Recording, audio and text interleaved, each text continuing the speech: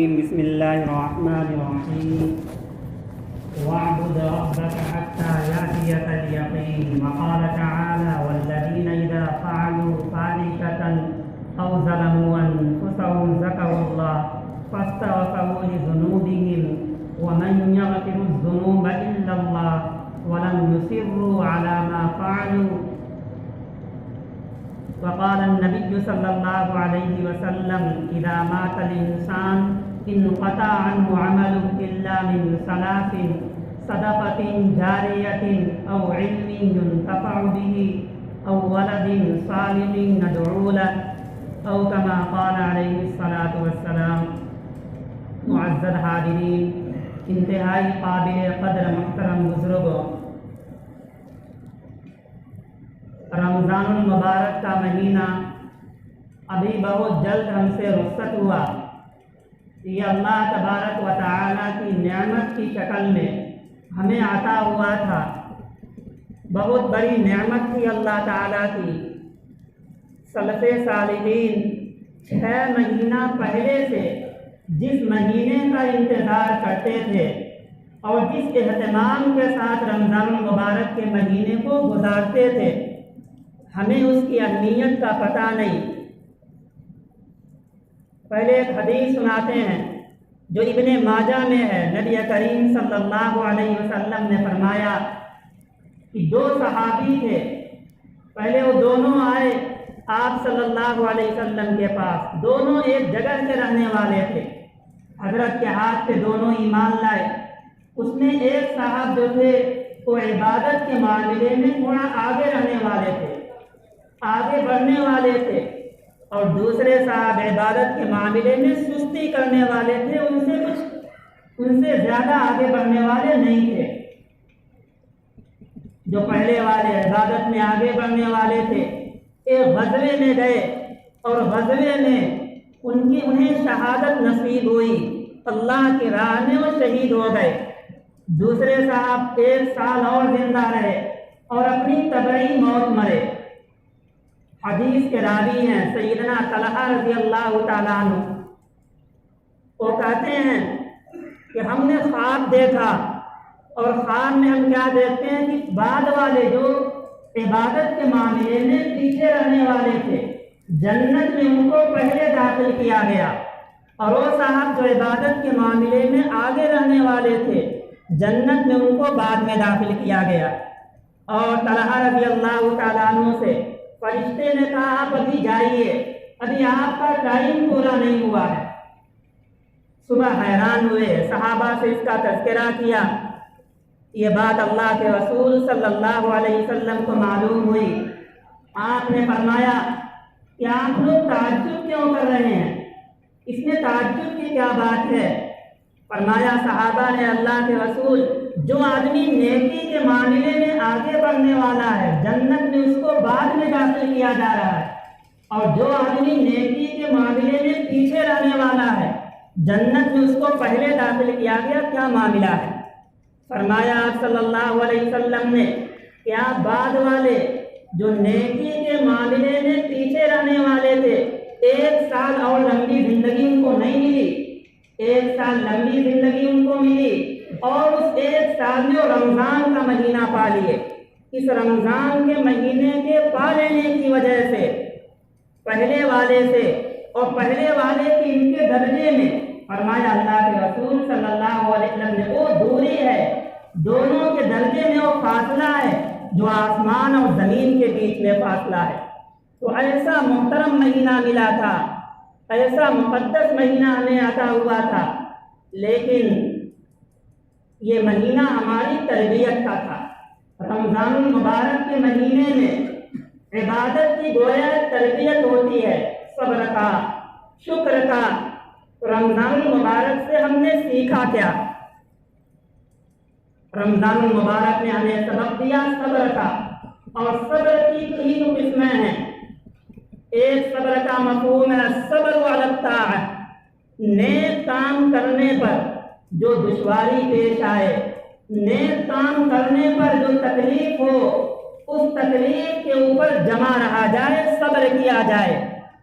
اسے کہا جاتا ہے الصبر علی الطاعۃ، مثال کے طور پہ صبح میں اٹھنا انتہائی دشوار ہے، لیکن اس کے اوپر اپنے آپ کو جما دیا جائے اور زبردستی صبح اٹھ کر کے آ جایا جائے، عبادت کر لیا جائے، تو یہ ہے الصبر علی الطاعت۔ اور صبر کی دوسری قسم ہے الصبر علی البلایا۔ کوئی مصیبت پہنچ جائے، ناگہانی آفت آ جائے، ہم نہیں چاہ رہے تھے لیکن اس کے خلاف کوئی چیز پیش آ جائے، گھر پہ ایکسیڈنٹ ہو گیا یا اچانک کسی کا انتقال ہو گیا، کوئی بڑی بیماری میں مبتلا ہو گیا، اس کے اوپر اپنے آپ کو سنبھال لے جانا، منہ سے کوئی شکوہ شکایت کے الفاظ نہ نکالنا، یہ ہے الصبر علی البلایا، مصیبت کے اوپر صبر کرنا۔ ایک صحابیہ تھی، وہ ایک قبر کے اوپر بیٹھے رو رہی تھی، ان کے بچے کا انتقال ہو گیا تھا۔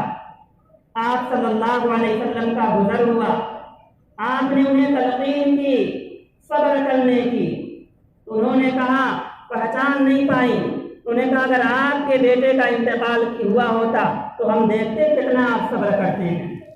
آپ صلی اللہ علیہ وسلم اپنے یہاں چلے آئے، بعد میں لوگوں نے انہیں بتلایا کہ اللہ کے رسول صلی اللہ علیہ وسلم تھے جو صبر کی تلقین کر رہے تھے۔ وہ دوڑی ہوئی آپ کے گھر آئیں اور انہوں نے کہا اللہ کے رسول اب ہم صبر کرتے ہیں۔ فرمایا آپ صلی اللہ علیہ وسلم نے یہ صبر کا مطلب نہیں، الصبر عند الصدمۃ الاولی، پہلی مرتبہ جب کوئی مصیبت پیش آئے پہلے ہی دن صبر کر لینا، یہ ہے صبر کا مطلب، ورنہ 2 دن 4 دن مہینہ 2 مہینے میں سب کو صبر آ جاتا ہے۔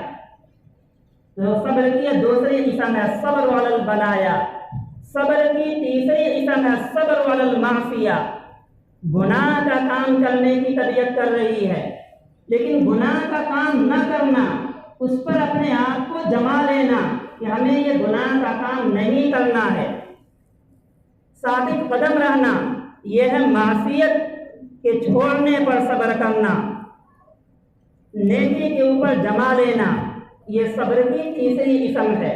جب یہ تینوں چیزیں پائی جائیں تب سمجھا جائے گا کہ آپ نے صحیح اعتبار سے صبر کیا، اور صبر کا یہ صحیح مفہوم ہے۔ تو رمضان المبارک کے مہینے نے ہمیں صبر کی تعلیم دی، صبر ہمیں سکھلایا۔ ایسے ہی رمضان المبارک کے مہینے سے ہمیں شکر کی تعلیم ملی کہ اللہ تعالیٰ نے جو ٹوٹی پھوٹی ہم سے عبادت کرا لی، اس کے اوپر اللہ تعالیٰ کا شکر ادا کیا جائے کہ ہماری نالائقیوں کے باوجود، نااہل کے باوجود اللہ تعالیٰ نے ہم سے عبادت کرا لی، اور اس میں جو ہم سے کوتاہی ہوئی، ہم سے جو کمی ہوئی، اس کے اوپر اللہ تعالیٰ سے توبہ اور استغفار کیا جائے، اس لیے کہ جیسا عبادت کرنے کا حق ہے بندے اس طرح اللہ کی عبادت نہیں کر سکتے۔ اب ایک چیز اور کہ صرف ایسا نہ رہ جائے کہ ہم رمضان میں ہی عبادت کرنے والے ہیں۔ ٹھیک ہے، رمضان میں عبادت کا ایک ماحول ہوتا ہے، لیکن یہ ماحول بنایا جاتا ہے، یہ ماحول اللہ تعالیٰ عطا کرتے ہیں، اور رمضان کا ایک اہم چیز ہے متقی اور پرہیزگار ہونا، لعلکم تتقون۔ روزے اللہ تعالیٰ اس لیے فرض کیے تاکہ پرہیزگاری ہمارے اندر آ جائے، ہم تقویٰ کی صفات سے متصف ہو جائیں، جہاں کہیں رہیں اپنے رب سے ہم ڈرنے والے ہو جائیں، اور رمضانی مسلمان بن کر کے نہ رہیں۔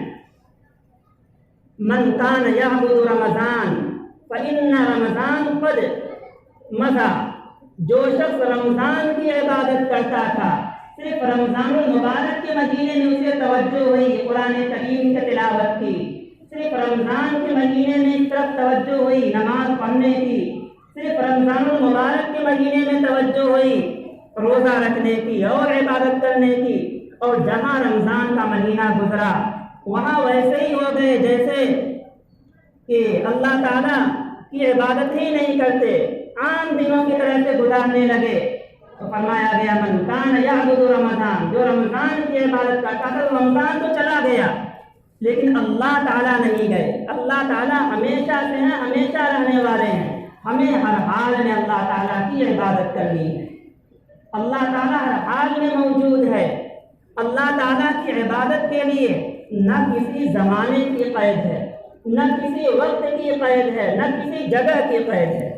ہر حال میں ہم اپنے رب کو یاد کر سکتے ہیں، ہر جگہ یاد کر سکتے ہیں، پورے سال یاد کر سکتے ہیں۔ تو اپنے رب سے پورے سال تعلق بنا کے رکھنا چاہیے۔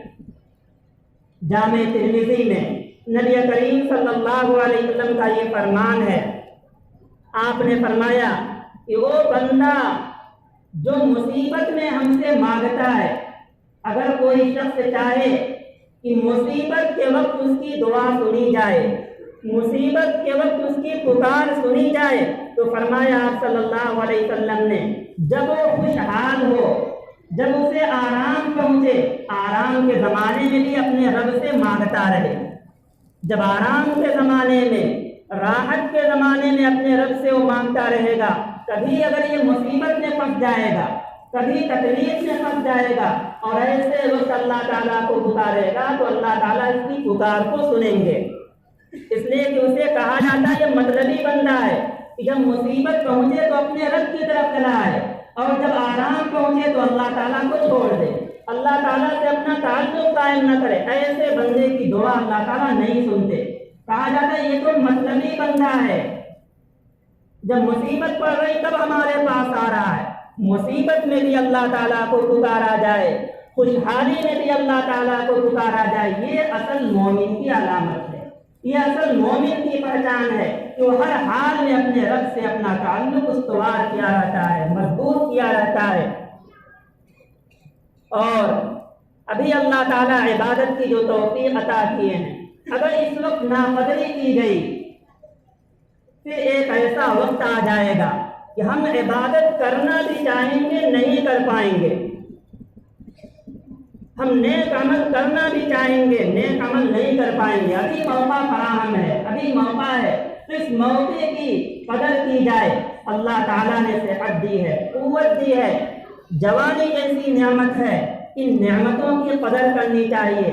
نبی کریم صلی اللہ علیہ وسلم کی کیا یہ خوبصورت حدیث ہے، آپ نے فرمایا نعمتان مغبون فیہما کثیر من الناس الصحۃ والفراغ۔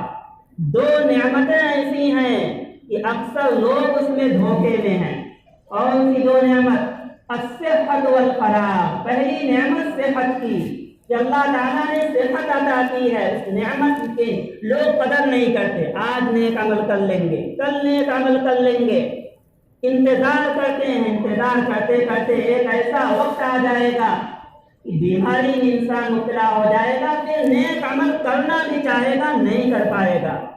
تو فرمایا آپ صلی اللہ علیہ وسلم نے جو ہی نیک عمل کا داعیہ دل میں پیدا ہو، ولا تمہل، اسے ٹلایا نہ جائے، فوراً نیک عمل کر لیا جائے، صحت کی نعمت کی قدر کی جائے۔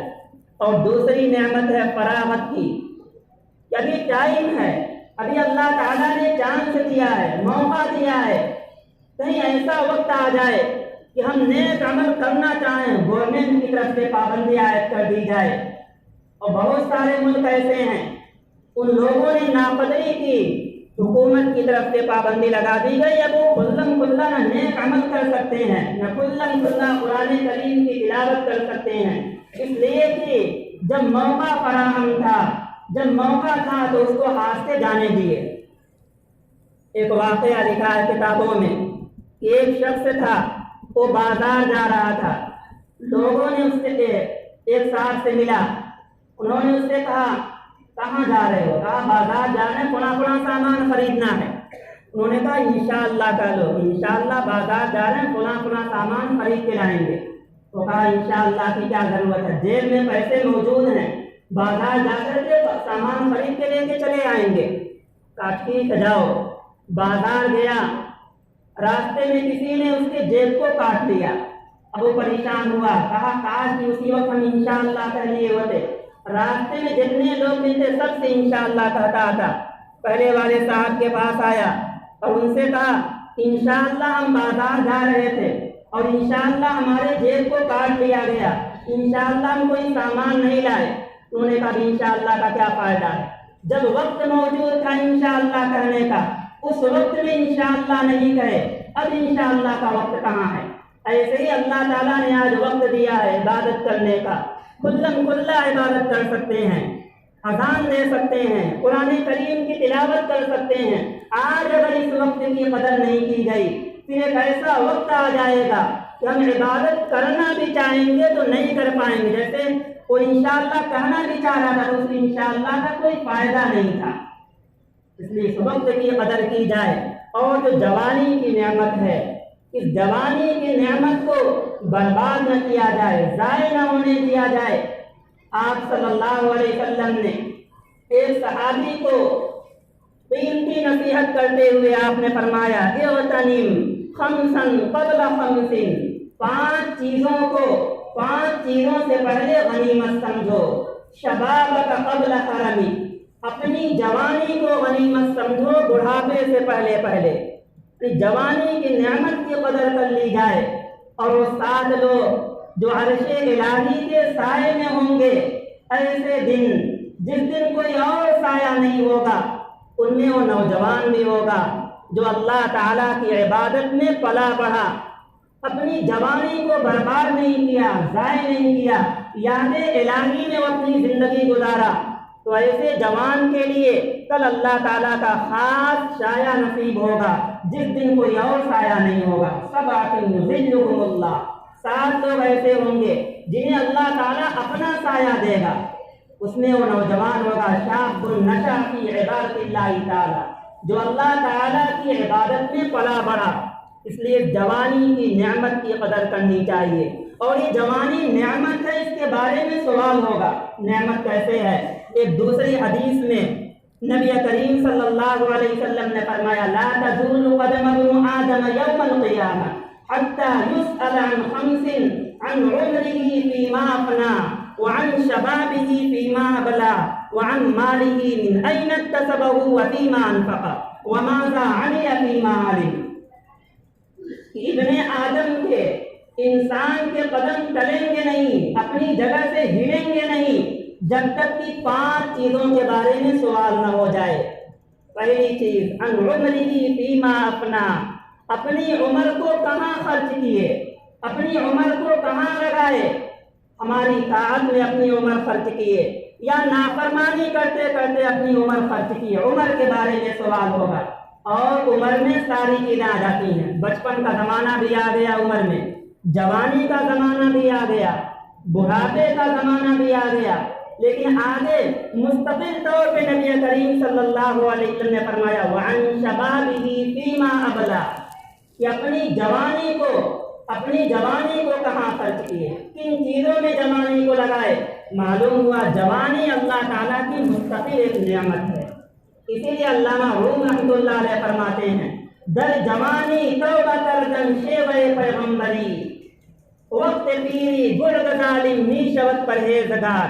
جوانی میں توبہ کرنا، جوانی میں اللہ تعالیٰ کی طرف آنا، یہ اصل پرہیزگاری ہے، یہ اصل تقویٰ ہے۔ ورنہ بڑھاپے میں تو ظالم بھیڑیا بھی پرہیزگار بن جاتا ہے۔ اس جوانی کی نعمت کی قدر کی جائے، اور جو کچھ ہم نیکیاں اکٹھا کرتے ہیں یہ یاد رکھیں کہ ہماری نیکی برباد نہ ہونے پائے۔ کچھ گناہ ایسے ہیں جن کے ارتکاب کرنے سے جو کچھ ہم نیکیاں اکٹھا کی وہ نیکیاں سب ختم ہو جائیں گی، وہ نیکیاں برباد ہو جائیں گی۔ ان گناہوں کا ہم تذکرہ کرتے ہیں۔ سب سے پہلی چیز اس میں سے شرک ہے۔ شرک کرنے سے جو بھی ہم نے نیکیاں کی ہیں، جو بھی ٹوٹا پھوٹا ہمارے پاس اعمال ہے، سارا عمل برباد ہو جائے گا۔ کس قدر اللہ تعالیٰ کو نبی کریم صلی اللہ علیہ وسلم سے محبت ہے، لیکن آپ صلی اللہ علیہ وسلم کے بارے میں قرآن کریم میں اللہ تعالیٰ نے فرمایا اے نبی لئن اشرکت لیحبطن عملک ولتکونن من الخاسرین۔ آپ بھی اگر شرک کیے، آپ بھی اگر شرک کے قریب ہوئے تو آپ کے سارے عمل بیکار ہو جائیں گے۔ لئن اشرکت لیحبطن عملک، آپ کے عمل اثارت ہو جائیں گے۔ وَلَتَكُونَنَّ مِنَ الْخَاسِرِينَ، اور آپ نقصان اٹھانے والوں میں سے ہو جائیں گے۔ سورہ انعام میں جہاں اللہ تعالیٰ نے 18-19 پیغمبروں کا ذکر کیا، وہیں پہ آگے فرمایا وَلَئِنْ أَشْرَكُوا، اگر یہ لوگ شرک کیے تو ان کے سارے عمل بیکار ہو جائیں گے، ان کے عمل اکارت ہو جائیں گے۔ اس لیے شرک سے بچا جائے، اللہ کو نافع اور ضار سمجھا جائے، یہ اللہ تعالیٰ ہی کرنے والا ہے، کسی اور کے یہاں جانے کی ضرورت نہیں۔ آخر کچھ تو بات تھی کہ آپ صلی اللہ علیہ وسلم نے یہ تعلیم دی، اگر جوتے کا فیتا بھی ٹوٹ جائے تو بھی کسی اور سے نہ مانگا جائے، وہ بھی اپنے رب سے مانگا جائے، تاکہ رب سے ہمارا تعلق قوی ہو جائے، کسی اور کے یہاں جانے کی ضرورت نہ پڑے۔ کسی اور کے یہاں جانا، رب کی طرح اسے سمجھنا، یہ شرک ہے۔ دوسری چیز جس سے ہماری نیکیاں برباد ہو جاتی ہیں وہ ہے حقوق العباد، کسی بندے کو تکلیف پہنچانا، کسی کی چوری کرنا، کسی کی غیبت کرنا، کسی کو مارنا، کسی کو ستانا، کسی کے زمین پر قبضہ کر لینا، اس سے نیکیاں برباد ہو جاتی ہیں۔ اللہ کے رسول صلی اللہ علیہ وسلم نے صحابہ سے پوچھا، آپ لوگ مفلس اور فقیر جانتے ہیں؟ صحابہ نے کہا ہمیں معلوم نہیں، آپ بتائیے۔ ہم تو فقیر اس کو سمجھتے ہیں جس کے پاس روپیہ پیسہ نہ ہو۔ فرمایا آپ صلی اللہ علیہ وسلم نے وہ فقیر نہیں، فقیر وہ جو ڈھیر سارا عمل کر کے لائے گا، لیکن جب ہمارے پاس آئے گا تو ایک ایک حق والے آ جائیں گے، کسی کو مارا ہوگا، کسی کو ستایا ہوگا، وہ حق والے آئیں گے اور اپنے حق کا مطالبہ کریں گے۔ وہاں پہ روپیہ پیسہ نہیں، وہاں کا روپیہ پیسہ یہی نیکیاں ہیں۔ اب ایک ایک کر کے اس کی نیکیاں لے کے چلے جائیں گے، نیکیاں لے کے چلے گئے، حق والے بچ گئے، تو اب کیا ہوگا؟ ان حق والوں کا گناہ اس کے اوپر لاد دیا جائے گا۔ بہت بڑا پارسا، بہت نیک آدمی تھا، پرہیزگار آدمی تھا، لیکن گناہوں کا ڈھیر اس کے اوپر لاد دیا گیا۔ اس لیے اس سے بچا جائے، کسی کو ستانے سے، کسی کی زمین ناحق قبضہ کرنے سے، کسی کو کی غیبت کرنے سے، چوری کرنے سے۔ ہر مسلمان پر لازم ہے کہ وہ دوسرے مسلمان کی عزت کرے، مسلمان دوسرے مسلمان کی توہین کرے، یہ اس کے لیے زیب نہیں دیتا۔ اللہ کے رسول صلی اللہ علیہ وسلم نے فرمایا، ایک مسلمان دوسرے مسلمان کا بھائی ہے، وہ اپنے بھائی کو بے یار و مددگار نہیں چھوڑتا، اس کی عزت کرتا ہے۔ خانہ کعبہ میں عبداللہ بن عمر رضی اللہ تعالیٰ عنہ حدیث کے راوی ہیں، ان کو خطاب کر کے اللہ کے رسول صلی اللہ علیہ وسلم نے فرمایا، اے کعبہ تو کس قدر محترم ہے، کس قدر عزت والا ہے، لیکن سنو، ایک مسلمان کی، ایک ایمان والے کی عزت تم سے بڑھ کر کے ہے۔ اس لیے اپنے بھائی کا احترام ہمارے دل میں ہو۔ اگر نااہلی کی وجہ سے، اس کے حق کو توڑنے کی وجہ سے ہماری نیکیاں برباد ہو جاتی ہیں۔ تیسری چیز جس سے نیکیاں برباد ہو جاتی ہیں وہ ہے مسجد میں دنیاوی بات چیت کرنے سے۔ دنیاوی بات چیت کرنے سے نیکیاں برباد ہو جاتی ہیں۔ فرمایا آپ صلی اللہ علیہ وسلم نے کہ دنیاوی بات چیت کرنے سے مسجد میں نیکیاں ایسے جل جاتی ہیں جیسے سوکھی لکڑی کو آگ جلا دیتی ہے۔ اس لیے دنیاوی بات چیت کرنے سے بچا جائے مسجد میں، اور کسی کا حق دبانے سے بچا جائے۔ آج کل اپنے یہاں گاؤں میں اس کا رواج نہیں ہے، لوگ ترکے سے بیٹیوں کا حصہ نہیں دیتے، بہنوں کا حصہ نہیں دیتے۔ حدیث میں ہے، من قطع میراث وارثہ قطع اللہ نصیبہ من الجنۃ یوم القیامہ۔ جو شخص اپنے کسی وارث کا حصہ کاٹے گا، اللہ تعالیٰ جنت سے اس کا حصہ کاٹ دیں گے قیامت کے دن۔ بڑی تفصیل کے ساتھ اللہ تعالیٰ نے میراث کے احکام کو بتلایا، اتنی تفصیل سے نماز روزے کے احکام کو نہیں بتلایا گیا۔ پورے ایک صفحے میں اللہ تعالیٰ نے ترکے کے احکام کو بتلایا، یا ایک بیٹا ہو تو اس کو اتنا ملے گا، بیٹیوں کو اتنا ملے گا۔ اب ہوتا یہ کہ بھائی لوگ میراث پہ قبضہ کر لیتے ہیں، بہنوں کو حصہ نہیں دیا جاتا۔ شہروں میں تو ہے اس کا رواج کہ بہنوں کو لوگ دیتے ہیں۔ للذکر مثل حظ الانثیین، مردوں کے لیے 2 حصہ ہے اور مؤنث کے لیے 1 حصہ ہے۔ تو ترکے سے حصہ دینا چاہیے، نہ دینے کی وجہ سے یہ ہوگا کہ ہماری نیکیاں اس کے سپرد کر دی جائیں گی۔ اس لیے کہ حق والے آئیں گے، وہ بھی حق والی آئے گی، اپنے حق کا مطالبہ کرے گی بیٹی، اور یا بہن ہے تو اپنے حق کا مطالبہ کرے گی، پھر ایک بھائی کی نیکیاں بہن کو دے دی جائیں گی، یہ بیچارہ پریشان ہوگا۔ اس لیے جو کچھ ہم ٹوٹا پھوٹا عمل کرتے ہیں، سب سے پہلی چیز ذمہ داری ہے کہ ہم اس عمل کی حفاظت کرنے والے ہیں۔ عمل کرنے سے زیادہ ضروری ہے حفاظت کرنا۔ جیسے کھیتوں کی ہم حفاظت کرتے ہیں ایسے ہی نیک عمل کی بھی ہم حفاظت کریں، اور جو کچھ ہم سے عبادت ہو سکے اس پہ اللہ تعالیٰ کا شکر ادا کیا جائے۔ دعا فرمائے اللہ تعالیٰ جو باتیں بتلائی گئیں ہمیں بھی اس پہ عمل کرنے والا بنائے، آپ کو بھی عمل کرنے والا بنائے۔ وآخر دعوانا الحمد للہ رب العالمین۔